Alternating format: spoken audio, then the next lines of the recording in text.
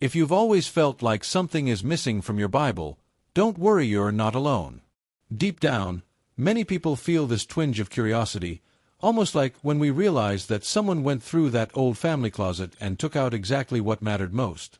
And when you discover that the Ethiopian Bible preserves commandments and texts that simply disappeared in the West, this feeling stops being imagination and becomes an invitation to look at history with different eyes. Before continuing, do one thing for me: comment now from where you are watching or listening to this video. Your neighborhood, your city, your country, whatever. This helps a lot to understand where this message is going. And if one day this content disappears because the internet is full of surprises, at least I will know that you were here with me, present in this discovery. The most intriguing thing is that none of this appears in Sunday services or traditional classes. Few people talk about banned books, forgotten calendars, or manuscripts that were locked in mountains while the world changed. But when someone starts to put the pieces together, Moses on Sinai, heavenly tablets, mysterious laws, angels as witnesses, it gives the impression that there is a part of the story that never left the publisher.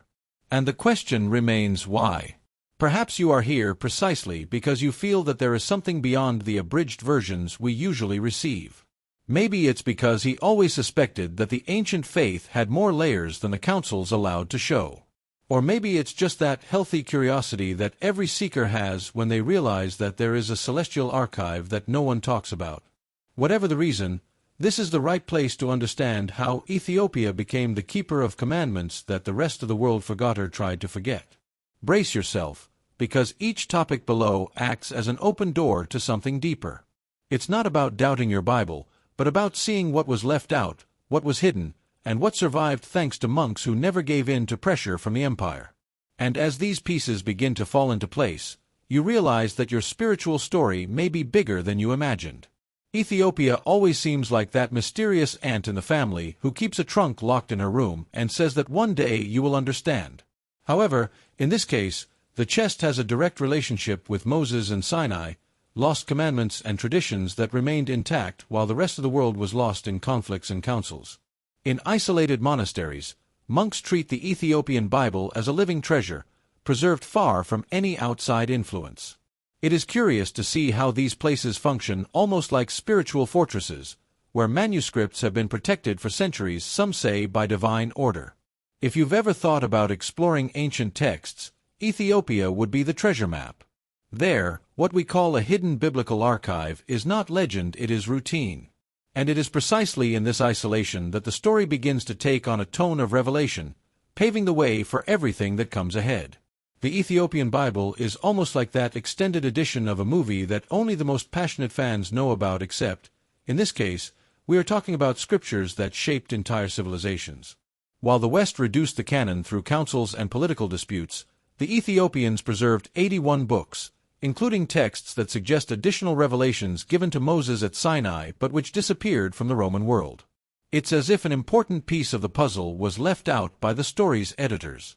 If you enjoy investigating original sources, these extra books are an open door to deeper layers of ancient lore.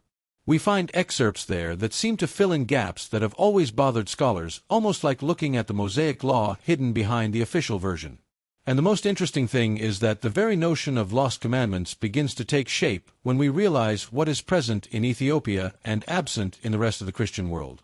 Ethiopian Christianity works almost like one of those old clocks that no one changes, but which continues to tell the time accurately. Having grown up outside the influence of the Roman Empire, it has retained traditions that seem frozen in time, preserving an authentic echo of the first Christian communities. It is in this scenario that treasures such as the Garima Gospels emerge, manuscripts so old that they defy any Western chronology. If you have ever wondered what Christianity was like before the additions, councils, and cuts of the biblical canon, Ethiopia delivers this original way almost intact. There, the ancient Ethiopian Christian tradition maintains practices, festivities, and scriptures that seem to ignore 2 millennia of political interventions. And the more we look at this time capsule, the more we realize that what we call the edited biblical canon may not tell the whole story. When we say that Ethiopia kept things that the rest of the world lost, it is not an exaggeration. There, texts such as the Book of Enoch, the Book of Jubilees, the Ascension of Isaiah and the enigmatic Book of the Covenant remain alive within the religious tradition, while in the West they have been discarded as if they were irrelevant appendices.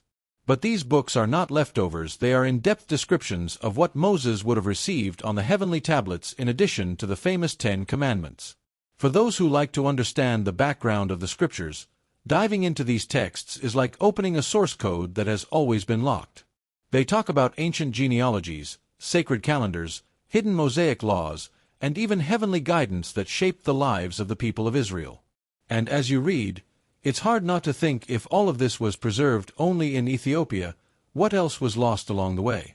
The discovery of the Dead Sea Scrolls at Qumran was like finding an ancient backup of the Jewish and Christian faith, before any editing, council, or imperial interference. Among those scrolls preserved in the desert, scholars found exactly the same texts that today only survive complete in the Ethiopian Bible: 1 Enoch, Jubilees, fragments of the Ascension of Isaiah, and several references to the heavenly tablets mentioned by Moses. None of this seems like a coincidence, it feels like confirmation. If you like investigating historical evidence, Qumran works like that friend who takes an old photo to prove that history told half the truth. The fact that the Essene community used these same books shows that they were not marginal or apocryphal, but fundamental to the Jews before the temple fell. And the more you compare Ethiopia and Qumran, the more you realize that the missing thread of the past may never have been broken, it was just ignored. The 364-day calendar appears as one of those pieces that, when you fit into the puzzle, suddenly everything makes sense. It appears in both the Book of Enoch and the Book of Jubilees, describing a perfect year divided into 4 91-day seasons, always beginning on a Wednesday. This, to the ancients, was no technical detail, it was part of the cosmic architecture of the law, a hallmark of the heavenly tablets given to Moses at Sinai. For those who are used to our civil calendar, this format may seem strange, but try looking at it as a spiritual system that aligns time, rituals, and divine order. Many researchers say that when you understand this sacred calendar, you begin to see the logic behind the festivals, cycles, and even purity laws. And it's at this point that you realize that Ethiopia didn't just preserve books, it preserved the original gear of biblical time. In the Book of Jubilees, feasts are not remembered as floating dates, but as fixed events within the sacred calendar. Everything was exactly aligned with the 364-day cycle, ensuring that each celebration always took place on the same day of the week and season. For this system, depending on the lunar calendar, as the Jews began to do, was simply breaking the harmony of the heavenly tables. If you observe this logic, you will realize that the problem was not the moon itself, but the loss of the original structure that, according to Ethiopian texts, came directly from the heavens. Some researchers even suggest that this mismatch was one of the reasons that certain commandments seemed confusing over time. And when you understand this tension between calendars, you begin to see why Ethiopia was so insistent on preserving the old model. In the texts preserved by Ethiopian tradition, angels do not appear only as luminous messengers, but as true authorities within the heavenly court. The angel of the presence, for example, is described as accompanying Moses on Sinai and recording every detail on the heavenly tablets, almost like a divine scribe, ensuring that nothing is lost. This completely changes the traditional image and places angels at the center of the organization of the law. When you read this material, you realize that the role of angels involves watching, recording, and witnessing. They would be the legal witnesses who observe not only historical events, but also human choices, confirming what will be used in cycles of divine justice. It's a vision that brings heaven much closer to a courtroom than a choir, and adds a fascinating weight to the ideas of moral responsibility that run through these books. When we enter the Ethiopian tradition, we discover that the sky is not a chaotic place full of winged beings flying back and forth. It is a true administrative structure. Each angel has a specific role in this heavenly court. Some take care of the nations, others record human actions, others supervise elements such as wind, fire, and stars. It's like looking at the invisible engineering behind the cosmic architecture of law. Nothing there is random. This hierarchy appears strongly in the Book of Enoch, which details classes, positions, and even spiritual responsibilities. When you realize this, you understand that the commandments were not just earthly rules, but part of a larger cosmological system. And this view opens up an interesting path if there is such a well-organized structure up there. Perhaps understanding how it works will help us understand why certain Mosaic laws seem so rigid or mathematical. When you read the Book of Enoch, you quickly realize that the story of the Watchers is very different from the simplified versions that often appear in sermons. These fallen angels didn't just rebel, they brought humanity a bundle of forbidden knowledge from advanced metallurgy to astrology and spellcasting. It's almost as if they opened a secret folder with files that shouldn't be downloaded. The impact of this is huge, because Enoch explains that this transmission of knowledge broke the order of creation and distorted the relationship between heaven and earth. When you look at this narrative as a whole, it begins to make sense with other commandments about purity, idolatry, and rituals. After all, if angels taught things that anticipated dangerous technologies, it's not strange that the hidden Mosaic law was so strict it was an attempt to put chaos back in the box. The Book of Jubilees surprises many people because it treats economics as part of the spiritual life, not as something separate. In it, we find laws that sound radical even today: total cancellation of debts, freeing of serfs, and return of land every Jubilee year. The idea is simple but powerful: no one should live forever stuck in the financial mistakes of the past. It's a kind of divine reset that puts everyone at the same starting point. If you think about it, these rules had the potential to transform any society. Imagine a system where debts do not accumulate for generations, where families reclaim their land, and where the economy revolves around justice and balance. It is no wonder that many call this part of the divine economy, a model that today would seem revolutionary. And understanding these laws helps you realize how much of the original vision was lost when the West abandoned these texts. In texts preserved by Ethiopian tradition, ritual purity is not limited to baths or sacrifices, it extends to the family structure itself. The Book of Jubilees is straightforward: the tribes of Israel were not to mix with Gentile peoples, not out of prejudice, but to preserve the sacred lineage and blood of the covenant. For them, marrying outside the tribe was like cutting off the spiritual inheritance that came from Abraham. It's a strong rule, but it shows how identity was something deeply spiritual. When you look at it from this angle, you realize that these guidelines were almost a manual for cultural and religious preservation. They ensured that traditions, festivals, and commandments did not become diluted over time, especially those linked to the sacred calendar and celestial tablets. And it is interesting to note how, by maintaining these practices, Ethiopia has maintained a standard that has practically disappeared in the rest of the world. This rigidity paves the way for us to understand the cosmic constitution described below. When we talk about Commandment 12, we enter a territory that mixes law, time, and heaven in a way that almost seems like science fiction, but which, in Ethiopian manuscripts, is presented as the foundation of existence. The idea is that the entire law, from the 364-day calendar to the rules of purity, economy, and lineage, was recorded on heavenly tablets long before Moses ascended Sinai.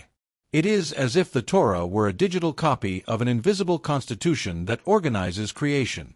This vision changes everything, because it places commandments, festivals, and economic cycles within a cosmic architecture of law, not as disconnected instructions. You begin to understand that, for these texts, following the law was not just obeying, it was aligning oneself with a celestial system administered by the spiritual court and its hierarchies. And when you realize this larger gear, it becomes clear why losing certain books has caused so many holes in modern understanding. When we look at the councils Laodicea, Hippo, Carthage, we quickly realize that they functioned much more as editors of the empire than as just spiritual meetings. These groups decided, book by book, what would remain and what would be cut from the canon, and many texts present in the Ethiopian Bible ended up excluded for political and administrative reasons. It was almost a silent death. By not copying rule, if it wasn't officially reproduced, it disappeared from the map. And this creates a stark contrast between what the West has maintained and what Ethiopia has preserved. While councils shaped an edited biblical canon, Ethiopian monks guarded manuscripts as if protecting coal in the midst of a fire. When you see this dynamic, you understand why so many elements of the hidden Mosaic law, the sacred calendar, and even the divine economy disappeared from Western tradition, not for lack of importance, but for a lack of authorized copies.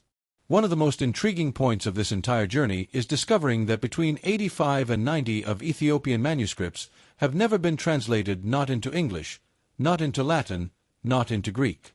They remain locked away in mountain monasteries, guarded by monks who view these texts as so sacred or so dangerous that they should not fall into unprepared hands. It's as if there is a secret library full of lost pieces about Moses, Enoch, and the ancient sacred calendar still waiting to be revealed. And that completely changes the perspective. If the texts already translated brought concepts such as the celestial tables, the economic laws of the Jubilee, the Watchers, and the cosmic architecture of the law, imagine what is still hidden. Some scholars believe that there are fragments of the so-called hidden Mosaic law, while others talk about detailed chronicles of the heavenly court and even more complete explanations about the fall of the fallen angels. And with this mystery, it feels like we're just scratching the surface. After knowing the power of these forgotten texts, it is difficult to look at history in the same way. Not because everything has been revealed at once, but because now you know there is so much more to discover, and that changes everything. The real question is, what do you do with this new perspective? Ignore it and move on with your life? Or do you decide to investigate, question, and find your own vision within this gigantic spiritual panorama? Think for a moment, how would your relationship with faith change if you started to see time, the commandments, and even angels within the logic of the cosmic architecture of the law? How would your life be different if you understood that cycles, rituals, and decisions were not just ancient practices, but parts of a spiritual map that connects heaven and earth? Isn't your own journey waiting for a return to Sinai to gain clarity? These questions have no ready answer, and nor should they. The objective here is not to give you a closed conclusion, but to open space for you to explore, reflect, and continue this journey in more depth. If the ancients preserved this knowledge for thousands of years, perhaps it is because it still has something to say to us today. And only you can decide what to do with that flame you just lit. If this content illuminated something inside you, then don't let your search stop here.